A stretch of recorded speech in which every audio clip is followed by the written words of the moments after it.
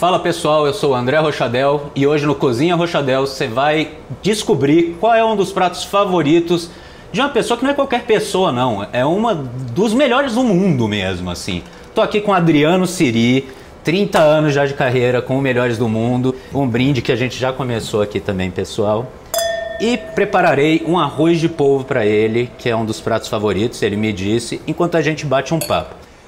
Não tem como a gente não começar a conversa falando sobre os 30 anos dos melhores do mundo que vocês acabaram de completar.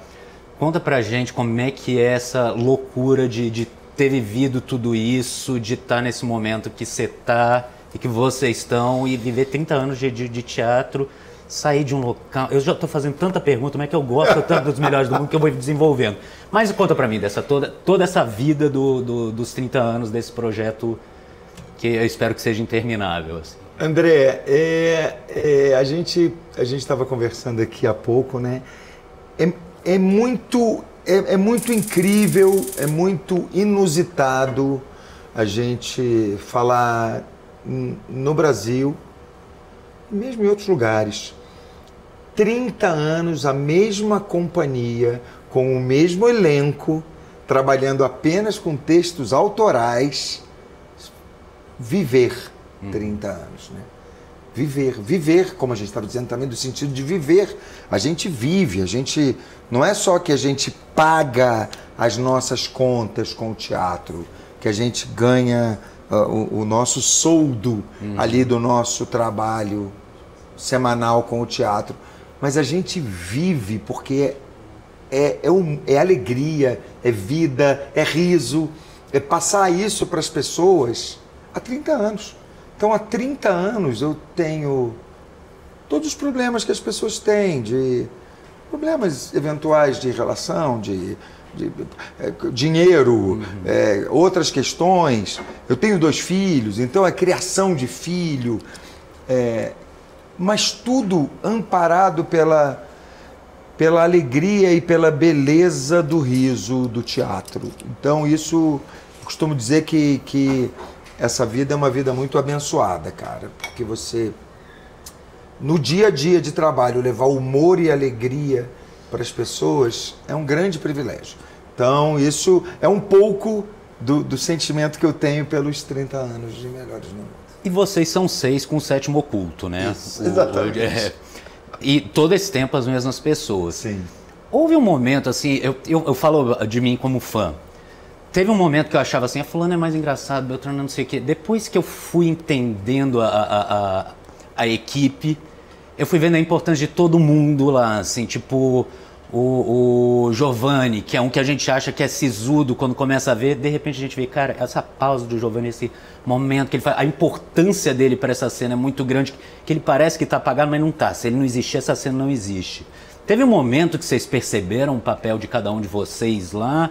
Ou ele foi desenvolvendo mesmo? Assim? Eu acho que isso é uma coisa que foi conquistada ao longo dos trabalhos, ao longo do tempo. O grupo sabe muito bem da importância de cada um. Uhum. O grupo sabe muito bem de como o resultado depende desse organismo de 7 pessoas e até mais, porque existe toda uma parte de produção que não aparece, uma parte de contra-regragem ou de sonoplastia, que não está exatamente nos 6, 7 integrantes, mas o grupo sempre entendeu a importância de cada um.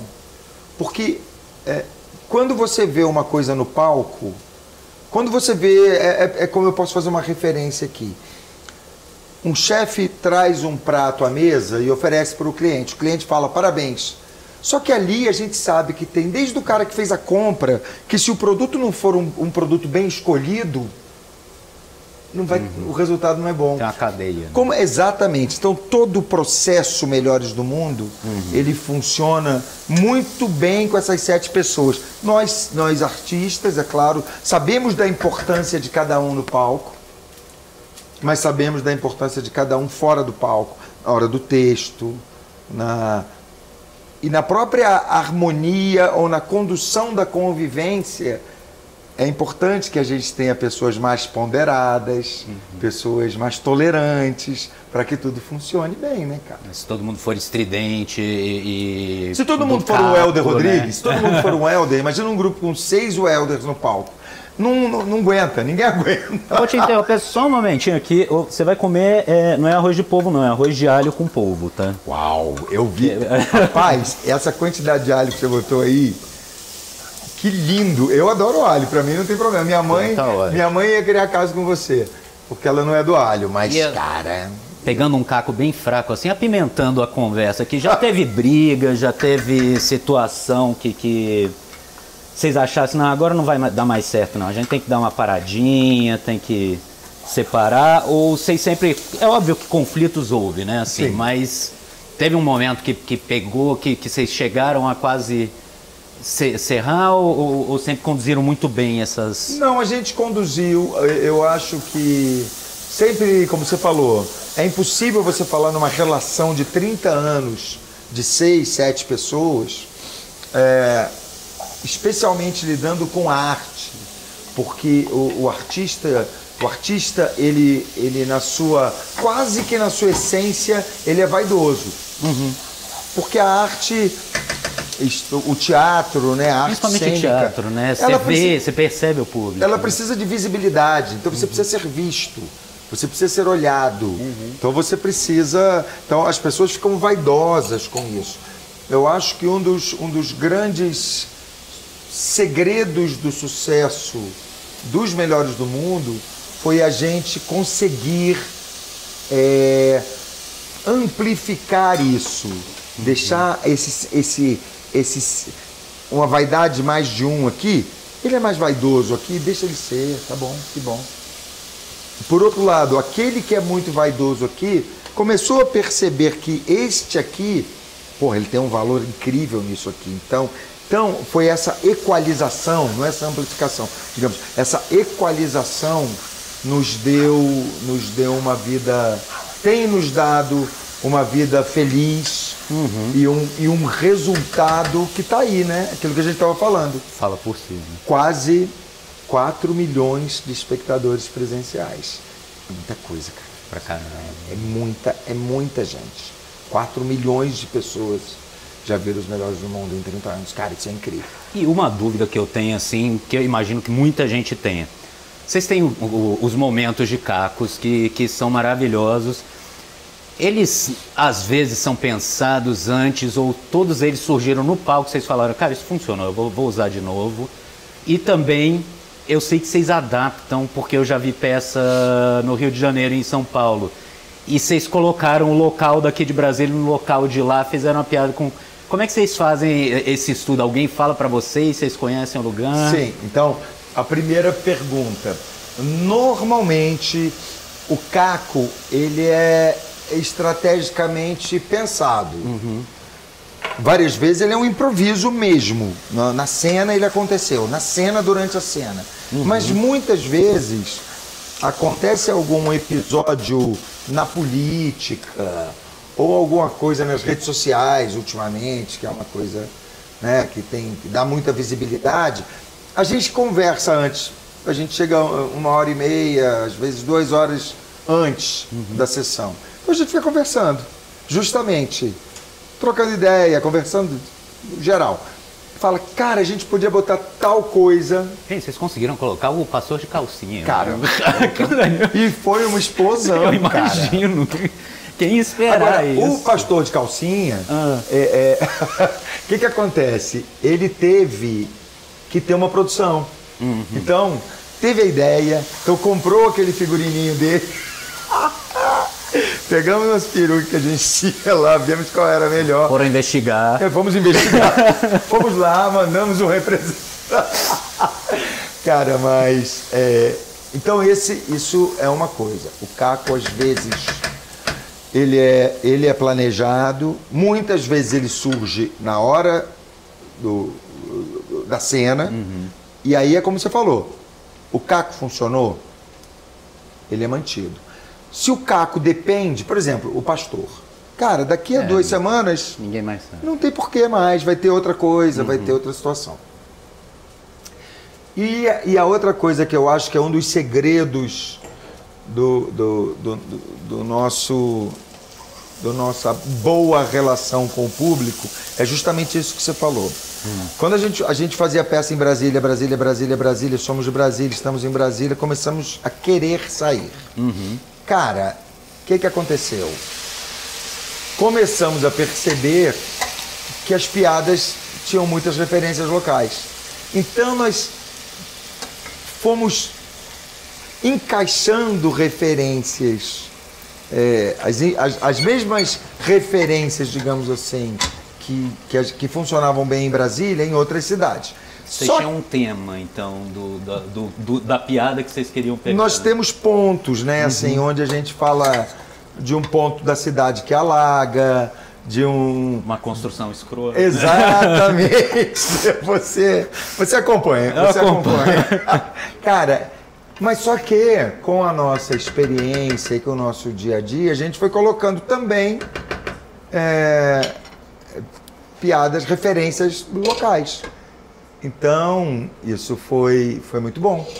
Porque o público se sente homenageado. Eles se surpreendem lá, isso eu queria até saber. Cara, quando você fala uma coisa da cidade, às vezes tem grito. Ah! Você fala assim, ah! Como é que eles sabem disso? Aí vão tirar foto com a gente, aquilo que eu estava te contando.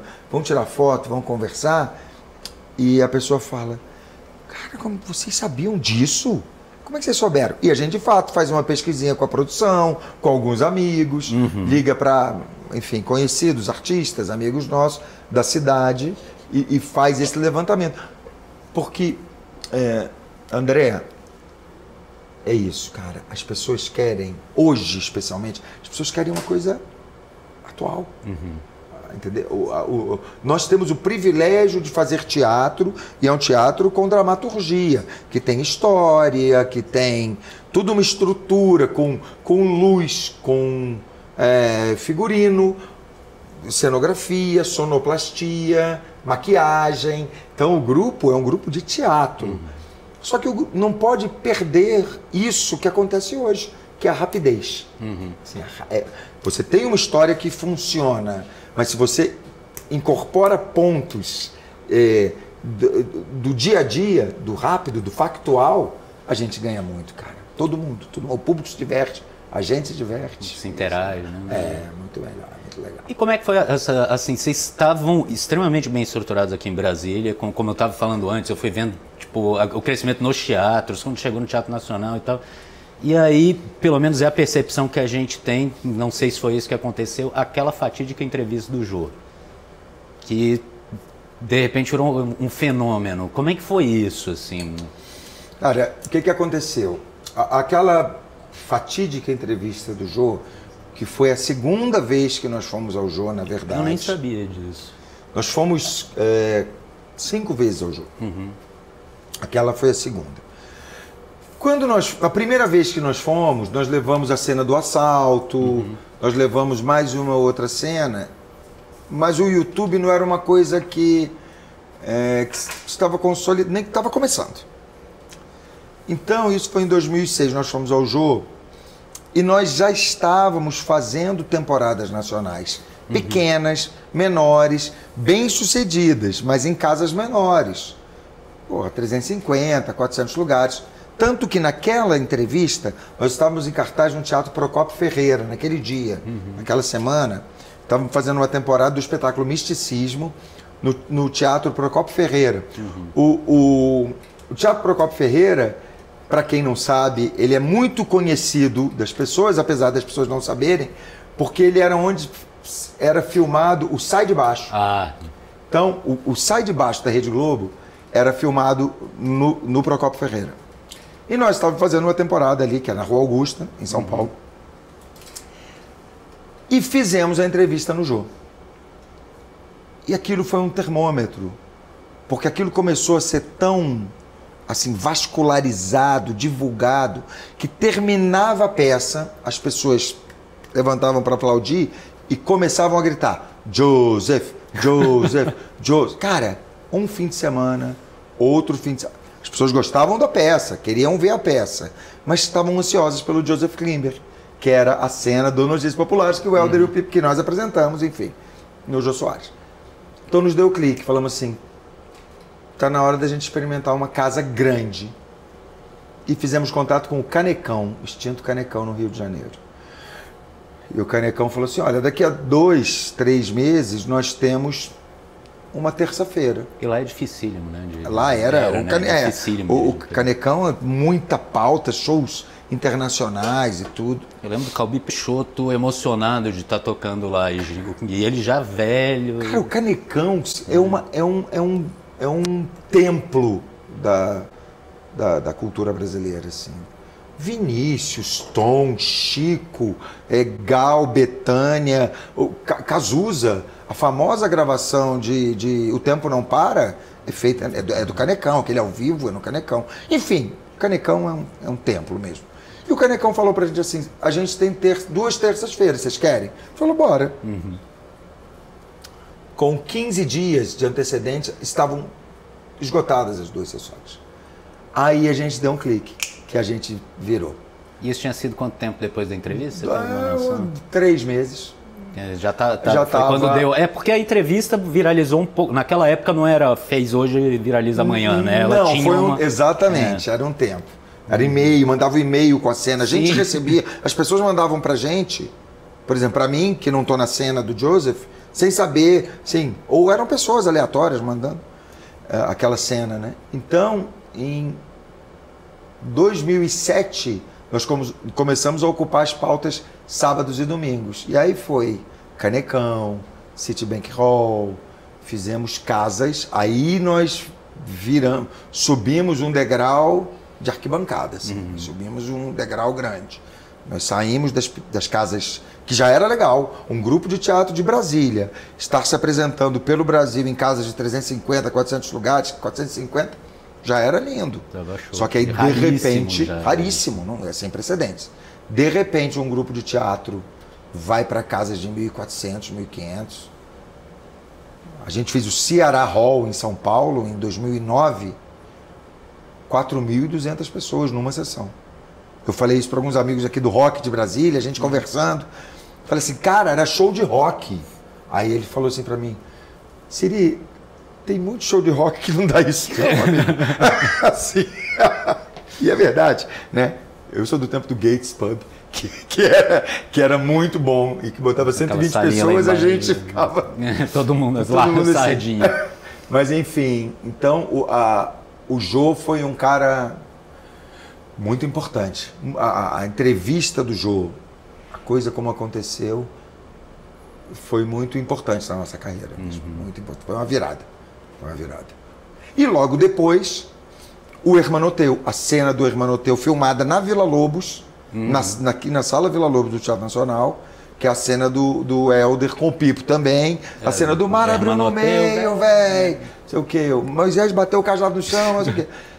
Essa cena, cara, foi também uma explosão. E aí, mesma coisa. Então nós seguimos, então a peteca não caiu. Então, o Notícias seguia fazendo, e aí as pessoas já começavam a pedir o Hermanoteu. Tanto que hoje, o Hermanoteu é a peça realmente mais pedida. Não sei. É a mais demandada do grupo. E pegando esse gancho do Hermanoteu, vocês foram de DVD filmado para longa metragem. Eu imagino que não dá para, você não repete teatro no longa. Como é que foi adaptar isso daí para vocês, né? Assim, demorou muito. Isso foi trabalhado por muito tempo.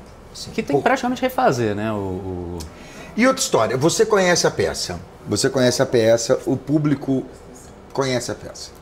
Como é que termina Hermanoteu? Com um show. Né? Entra a voz do Chico Anísio, que eu tive a alegria, aliás, o privilégio de gravar com ele no estúdio do Rio. Entra a voz do Chico, Deus conversando com o Hermanoteu, falando, cara, chega, bicho, você faz o seguinte, bem-vindo à sua ceia, Hermanoteu. Né? E a ceia é um show. Acabou a peça.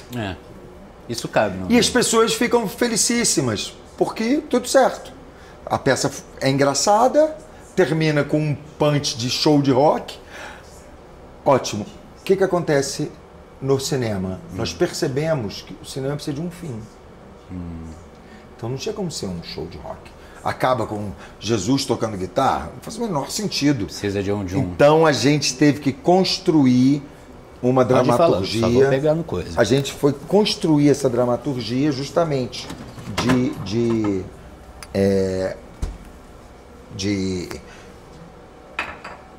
baseada numa questão que era o passado e o presente. E aí, eu vou te dizer, eu acho o filme demais, André. Eu acho o filme lindo, bem produzido pra caramba, cara. É um filme que nos dá um orgulho, porque tem uma dramaturgia, a caracterização de todo mundo é muito bonita, a cenografia é linda, a iluminação, tudo é muito, muito legal. E nós temos 3 participações especiais brilhantes. O Marcos Caruso, o Milton Gonçalves e o Jonas Bloch, entre outras. Foi a última do Foi a última do Milton. Então, a última participação dele. Então, cara, nós temos um elenco que as pessoas vão ver o filme pelos melhores do mundo. E vão se chocando. E quando vem aquela história, aquela amarração, é um filme que te prende realmente 1 hora, 1h30 e tal. Então, é um orgulho fazer isso, é uma surpresa.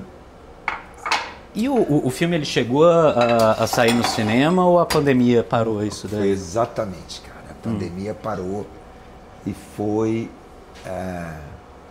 eu diria uma outra coisa aqui, mas eu vou dizer, foi uma porcaria. Imagina. Foi uma meleca. Meleca é o palavrão que a minha mãe... É o único palavrão que a minha mãe fala. Ela diz que ela não fala nada mais do que meleca. Então, cara, foi uma meleca, bicho. Foi ruim demais. Porque nós tínhamos tudo pronto, um planejamento com a Warner, que é a sócia master do filme. Bicho, e... De repente veio tudo, né? De repente parou tudo. Cara, então foi muito frustrante nesse sentido. A gente sabe que se tivéssemos levado para os cinemas em condições normais ali de temperatura e pressão e de Covid, teríamos levado o filme a uma amplitude muito maior, muito mais gente teria visto, teria sido um caminho novo e até certo ponto necessário, isso que é para nossa próxima entrevista, nosso próximo papo, entrevista não, outro prato, sobre a necessidade de de o fortalecimento de um outro caminho, de um outro veículo, porque o teatro precisa que a gente esteja no palco. Então eu há 30 anos pego há 30 não, mas há 30 anos eu subo ao palco. Sexta, domingo, quinta, domingo, sábado e domingo. Agora, chega uma hora que você não quer, mas necessariamente você quer trabalhar, mas Cansa. Cara, porque assim, todo final de semana. Agora nós vamos fazer Juiz de Fora e Petrópolis. E assim, não para, todo final de semana. É maravilhoso? Claro que é maravilhoso, mas é cansativo em determinado sentido. E já eu vou te servir o prato e a gente entra mais na cozinha, mas uma coisa que eu quero saber de ti, assim, como é que você vê como está o humor hoje em dia? Não só com a questão de... A gente vê que certas coisas não são mais piada, não tem mais humor na TV, né? Não existe mais aquele programa humorístico, tanto que o pessoal fica assistindo os antigos, da década passada, da anterior. Como é que você vê esse desenvolvimento do humor hoje em dia? Ainda mais que você consegue ainda fazer ele, né? Viver disso. Né? Eu acho que hoje, quer dizer, essa coisa do digital e do virtual trouxe 2 questões. Primeira questão é que, primeiro, isso ficou muito descartável, assim. Então, o humor de quadros, de personagem, por exemplo, como nós tínhamos, de bordão, que era o humor do SBT, da Globo, dos programas do Chico, do Jô, que tinham a Gildo, Paulo Silvino, que tinham os personagens, você entrava, você já sabia o que ele ia fazer, o que ia acontecer. Isso acabou, cara, porque as pessoas querem algo mais rápido, não tem mais personagem. Outra coisa tem um pouco a ver com o que você falou, algumas coisas não têm mais graça. E eu concordo, nisso eu concordo. Eu acho que o humor exclusivamente discriminatório, ele é ruim. Sabe? Qual é o limite? O humor tem ética, o cara pode falar disso. A gente não tem uma ética no nosso dia a dia, cara? A gente tem, sabe? A gente tem que aprender, teve que aprender, e precisa, não aprender assim, a estar num cabresto ali, dentro de uma coleira, não se trata disso. Mas o respeito pelo outro é o mínimo que nós temos que ter. Então o humor antigamente, que era uma coisa que você... Porque o humor não é do bem. Eu não posso falar assim, que engraçado, seu cabelo é muito bonito. Não tem graça eu falar seu cabelo. Assim, eu tenho que achar um defeito, um problema. O humor é do mal, o humor bate, critica. Ele provoca. Né? Provoca. Então, o que acontece? Nós temos que ir fazer humor com crítica, eu não posso ser não existe uma discriminação, mas com uma brincadeira, sabe? O que eu acho é que nós já fomos a um extremo maior. Hoje nós temos uma coisa menos extremada, eu acho, pelo menos, sabe? Que está menos extremado. Então, fazer humor hoje é mais delicado, é mais difícil. E uma coisa que eu gostava muito, cada vez mais desaparece, que é a dramaturgia no humor. Quer dizer, hoje humor é uma coisa muito mais de... Você vê, a força do humor hoje está no stand-up. O stand-up comedy, as pessoas, o humor do stand-up é o que enche estádio, é o que enche grandes casas, assim. Até o digital, né? Sim, e o digital leva para as pessoas para esse lugar, né? Você não tem mais, é isso que eu estava te dizendo, não tem mais uma história. Hermanoteu na Terra de Godard é uma história, tem um personagem, ele atravessa, ele passa um tempo. Tormentas da Paixão, a história de Rebecca Sinclair, Jingle Bells, a história do Papai Noel, misturada com a história dos Reis Magos, que tentam encontrar a peça de Natal dos melhores do mundo. Ou as peças que são quadros, o Notícias Populares, Sexo a Comédia, Misticismo, Tela Plana. Você tem pequenos quadros com dramaturgia. Não é um cara que pega um microfone e conta coisas divertidas. Eu não estou dizendo que isso não tem valor, eu só estou dizendo que isso não tem valor dramatúrgico. A dramaturgia é uma coisa mais construída. E isso se perdeu. Isso está se perdendo. Eu lamento? Não sei se eu lamento. As coisas têm um tempo, têm um caminho. A gente é saudosista, né? A gente é saudosista. A gente acha sempre que a gente está vivendo... Tipo, TV pirata. Cadê um TV pirata hoje em dia? Maravilhoso, cara. Aquele elenco, aqueles textos, aquela direção, aquelas críticas, né? Era muito engraçado. Então, eu acho que o humor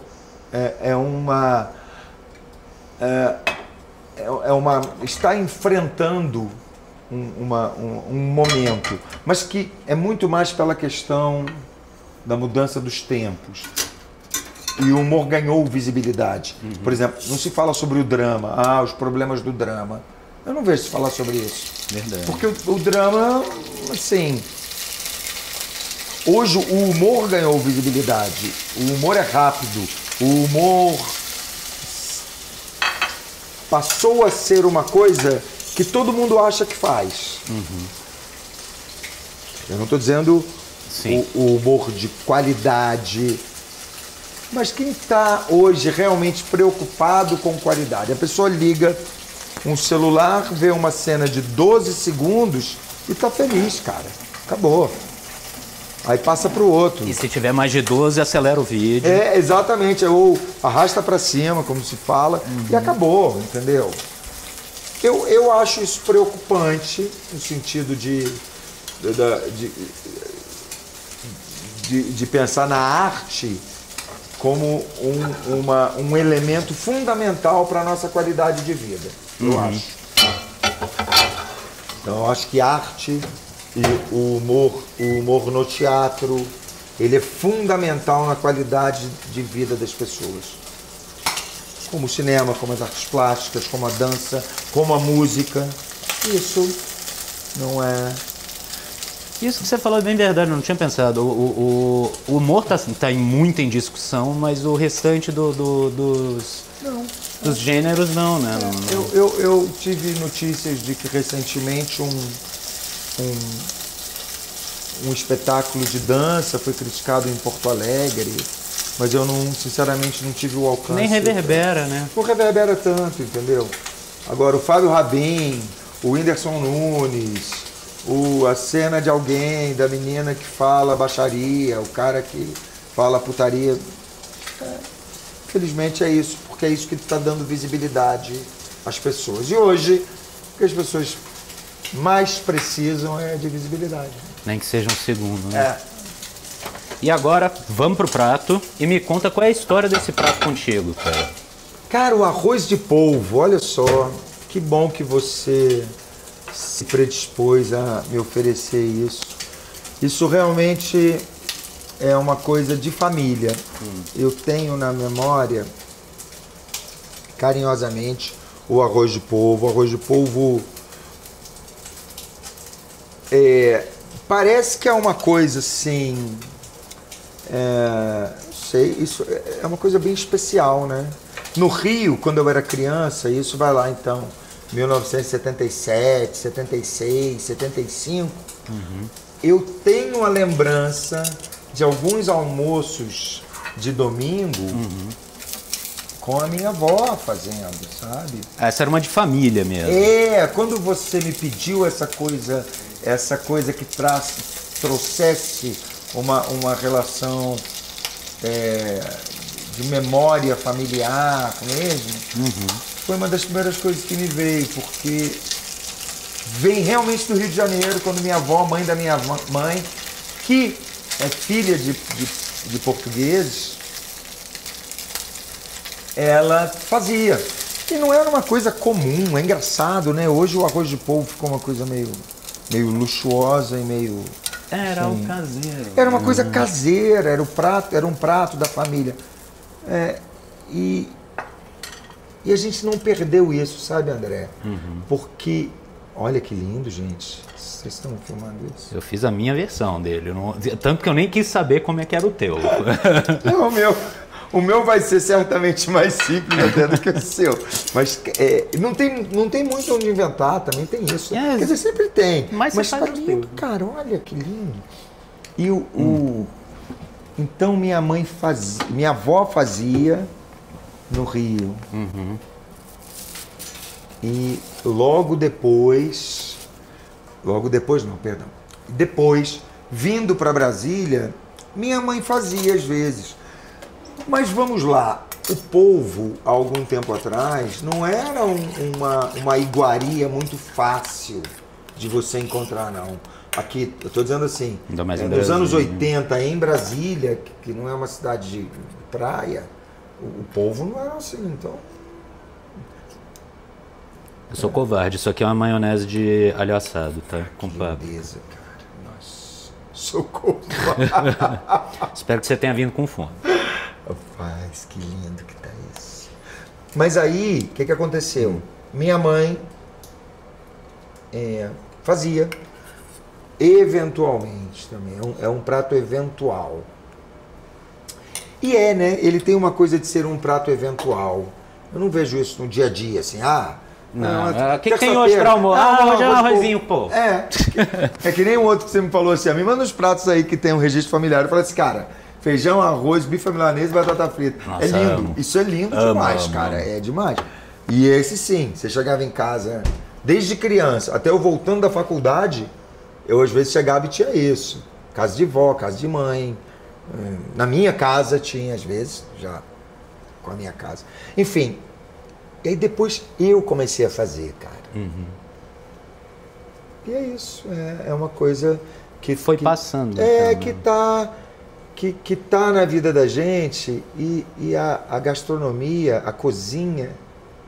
Gastronomia não, eu diria a cozinha é uma coisa que pode ser tão trazida para o dia a dia feliz das pessoas, de forma carinhosa. Um misto quente de manhã, uma salada que você prepara para alguém, simples.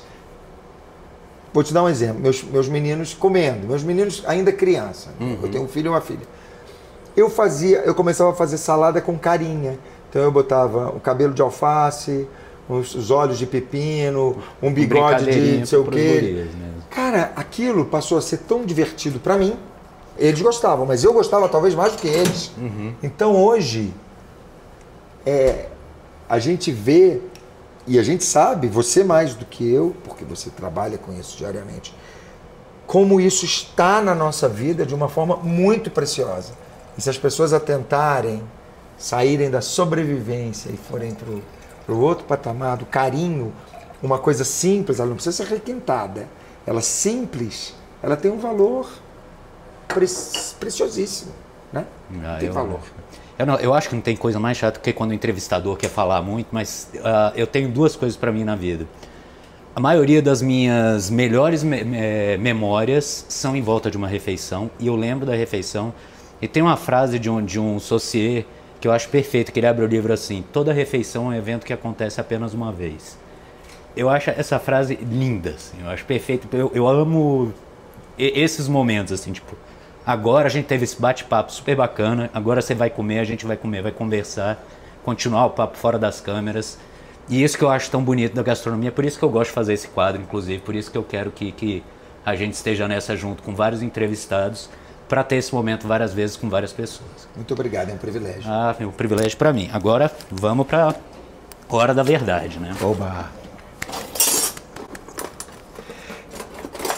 Rapaz, eu vou te falar que aqui eu me arrisquei, porque eu já fiz vários arroz de polvo, óbvio, mas nunca tinha feito para fazer esse socarrá aqui no tostadinho na panela de... Que lindeza, gente.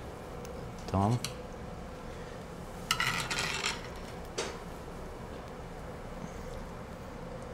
bem molhadinho. E com isso ele ganha... O fato de você estar me oferecendo ele aqui, cada vez mais ele ganha significado para mim. Muito obrigado. Isso é muito... Por favor, fique à vontade.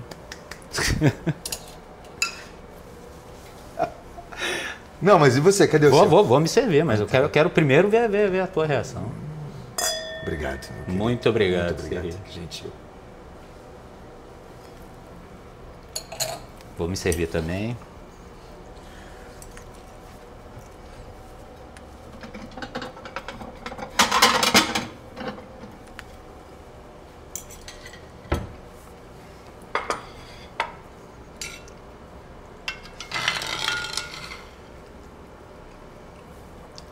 Nossa.